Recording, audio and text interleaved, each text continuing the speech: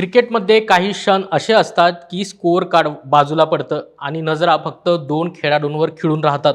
विराट कोहली आणि गौतम गंभीर यांचं नातं असंच. यांच्यात मैदानावर ठिणगी पडली की ज्वाला उठते. 11 एप्रिल 2013 बंगळुरूचं चिन्नस्वामी स्टेडियम. संध्याकाळचं वातावरण, प्रेक्षकांचा गोंगाट आणि RCB वर्सेस KKRचा सामना.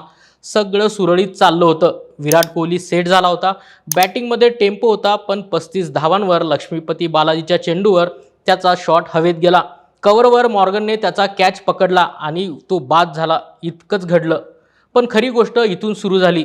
कोहली पवेलियनकडे चालला होता. कव्हरच्या भागात उभा असलेला गौतम गंभीर काहीतरी बोलला. नेमकं काय बोलला ते कॅमेऱ्यात कैद झालं नाही, पण टोन पुरेसा होता. त्यामुळे विराट थांबला, कारण त्यालाही ते झोंबलं होतं. तो सरळ गंभीरकडे वळला.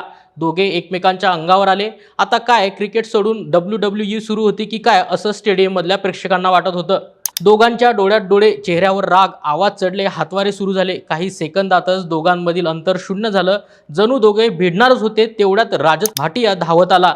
त्याने कोहलीला पकडलं, मागे ओढलं. दुसऱ्या बाजूला काही खेळाडू गंभीरला आवरत होते. काही सेकंदात सगळं थांबलं, पण जे घडलं ते थेट टीव्हीवर लाखो लोकांनी पाहिलं होतं.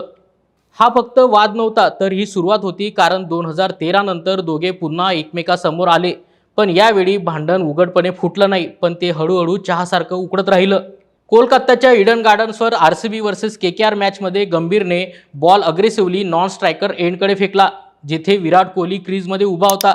रन पूर्ण झालेला होता. रनआउटची शक्यता देखील नव्हती. म्हणजे गंभीरने हा आगाऊपणा मुद्दाम केला होता. जसा 2026च्या वर्ल्ड कपमध्ये अर्शदीपने डॅरियल मिशेलला बॉल मारला. हे अनावश्यक आक्रमण वर्तन होतं.